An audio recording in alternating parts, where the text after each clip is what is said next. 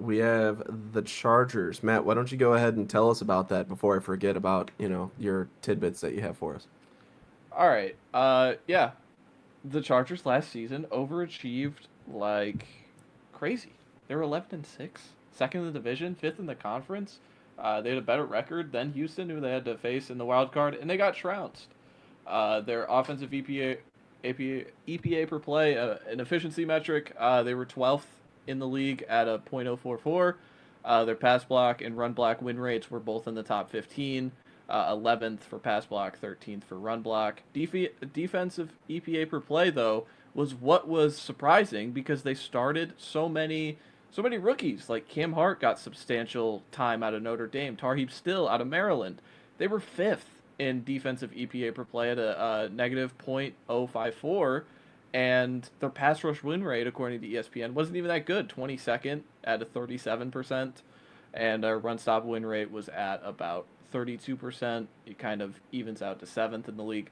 Herbert was, like, it was a standard Herbert season. I think we all believe he can be better than what he was last year, but they still won 11 games and they reloaded again this offseason. He was .164 EPA per play, 11th in the league, and 47% success rate, which is 18th. So below half on that one.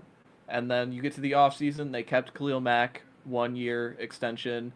They signed Elijah Molden, defensive back. Tier Tart came back, and then Bradley Bozeman, their center, signed a 2 year, $6.5 million extension. And then their additions, they were active as hell in free agency. Mekhi Becton, 2 years, 20 million. Dante Jackson, 2 years, 13 million. Najee Harris, we all know, 1 year, 5.5, or 5.25 million. And then there was just a ton of these one year, $3 million vet deals. Mike Williams came back. Tyler Conklin, Deshaun Hand, an edge rusher out of Miami, Benjamin St. Juice from Washington, and then of course Trey Lance. I will never give up on Trey Lance. The draft, uh, their draft was very identical to what they did last year, and I'll talk about it later with my season question. But a Marion Hampton in the first round, whether I like it or not, they are again adding more talent to the offensive skill positions. They take Trey Harris in the second round, Jamari Caldwell, that was a plus from me. And then they had 6 round 4 or later picks, which is identical to last year. They had 6 day 3 picks. So just taking shots, just like throwing darts, see if one of these guys stick or two of these guys stick. And they did it last year with Tariq Still and Cam Hart, mentioned before. Their departures, pretty uh, not really major departures. Like Joey Bosa is a name. Joey Bosa was bad for them last year. 500 snaps. He Can't had stay less than healthy. 40 pressures. Yeah, like it. This is not 21 Bosa anymore. It's slowly going down. I think this was a player you were willing to let go. I think they re-signed the better edge rusher in Khalil Mack. So they let him walk. Mentioned before, Christian Fulton on the Chiefs now. That's 800 snaps that they're losing at corner. Josh Palmer went to Buffalo. Poona Ford went to the Rams, and then Morgan Fox went to, I think, Atlanta. All those guys around the 600 snap mark. So those are snaps you just have to replace. That's why I always mention the snap count of the guys leaving, is because, yeah, they might not be core players, but they are snaps you have to refill and replenish. And then the last thing before we get into the schedule prediction, uh, the season outlook question for me: can the young influx of high-end draft capital talent take the Chargers and Justin Herbert specifically to places where they are bona fide 5 to 7, top 5 to 7 offense? Uh, Second year of Joe Ortiz drafting, and they both look similar. They took Joe Alt, they took Lad McConkey, and then this year in the first 2 rounds they took a Marion Hampton and they took Trey Harris. All of those guys specifically helping Justin Herbert, who is a massive, massive contract and a massive cap hit. There's just no way around that. So that is, ironically enough, complete opposite to what Green Bay does, where Green Bay kind of takes shots at the back end of the draft and, we're going to get cheap talent, cheap hits because we want the quarterback to elevate these lower level draft capital guys, where the Chargers are going and spending premium draft capital to do so.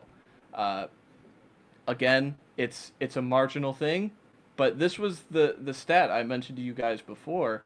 Uh, The highest skill position cap hit for the Chargers in 2025, excluding Justin Herbert, it's not a Marion Hampton, it's not Lad McConkey, Is it Mike?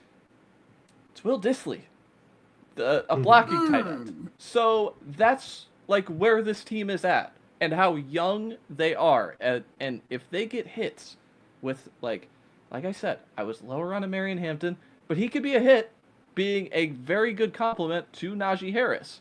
And you bring in Trey Harris, who, ironically enough, Trey Harris and Mike Williams are the same size, but they're like very different kind of like I don't want to say skill sets, but Trey Harris flies, where Mhm. Mike Williams is only catching contested catches. So I'm just interested in this team because they won 11 games last year.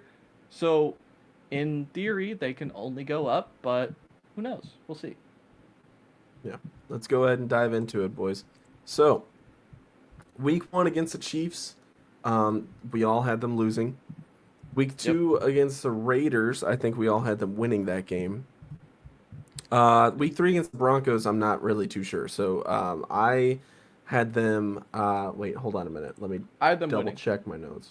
I had, by the way, I actually have them losing to the Raiders. Whoa. Yeah.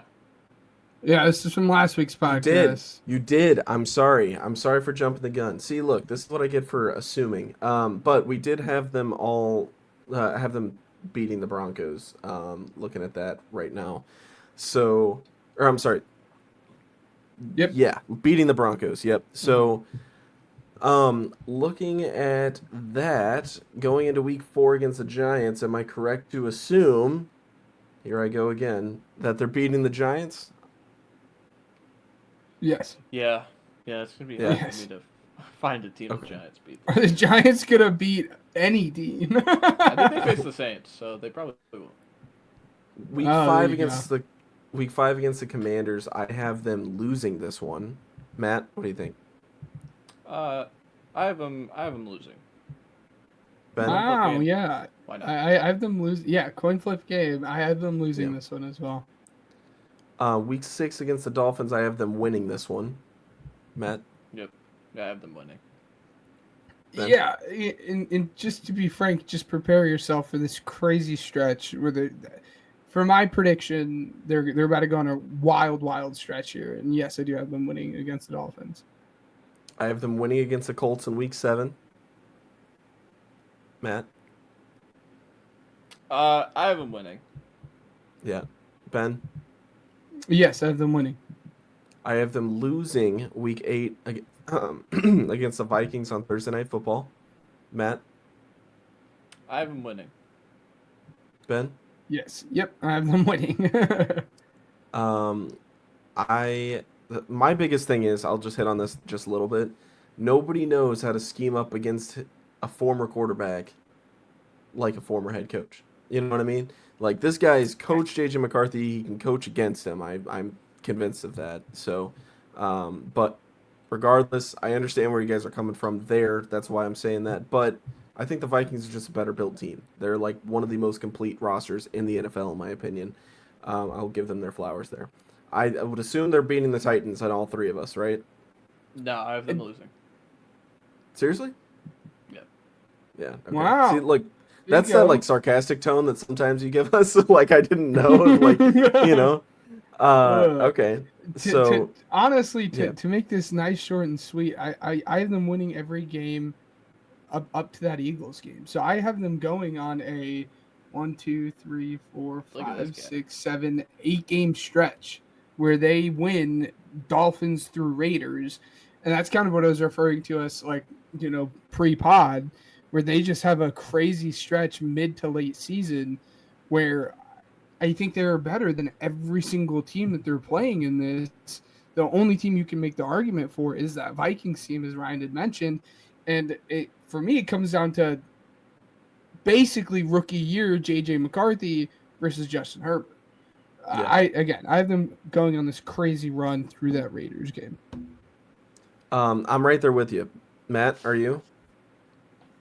I have them beating Pittsburgh. I have them beating Jacksonville. That would put them at, what is that?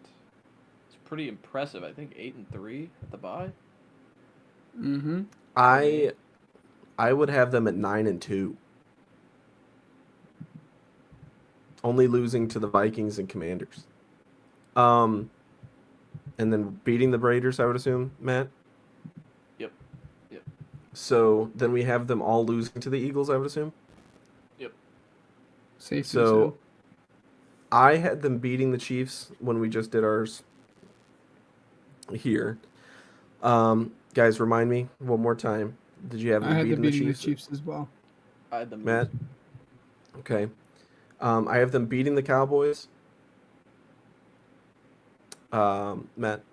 I have them losing. I have Ben? them losing to the Cowboys as well. I have them losing to the Texans. I have them beating Houston. Ben? Yes, yep. I have them, to make it just short here, I have them losing to both the Texans and Broncos here. Yeah. Finishing out the season at 10-7 for them. A likely playoff berth at this point, and hopefully they can actually do something with the playoff berth that they get this season and not just poop down their shorts like they have the past couple of years. I'm actually going to change mine. They're going to beat Houston and lose to the Broncos. They're finishing 13-4. These are the AFC West division champions, guys, Wow. that we're looking at. Matt, what do you think? What do you have them What going, we Matt? got? I have them 10-7. I think they're the exact same team again. They're going to be a wild card contender. I think 5th in defensive EPA per play with the way they're constructed. I expect a little bit, Mhm. take a step back a little bit. I think the offense can maybe overcome some of that throughout the season, but overall, I don't think they're like any different in a way. If Herbert goes up another level, that I think he can.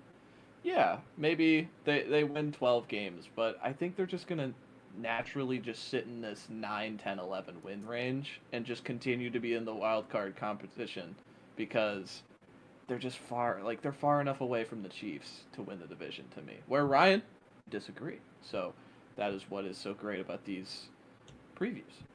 It's great. Oh, absolutely. My biggest takeaway from doing those last two teams, I think, is Matt. I think we're going to be higher on the Cowboys than what Ryan's going to be this year. Mm-hmm. Yeah, That's kind of my glad takeaway. you picked up on that. And kind of the last thing I want to leave with the Chargers too. This is kind of a little bit more focus. Just don't be surprised if Thule leaves this season with 10 sacks, and we're talking about Thule being one of the most improved players on team. He's not going to win it because of the kind of the way the award works, but don't be shocked if we come away with Thule Pelotu being talked about as one of the most improved defensive players the entire year. He's taken a step forward each and every year. He's going to get even more snaps with Joey Bosa on the way out, and I think we're going to really have to start having a conversation about him being one of the better edge rushers. Absolutely. Good shout out.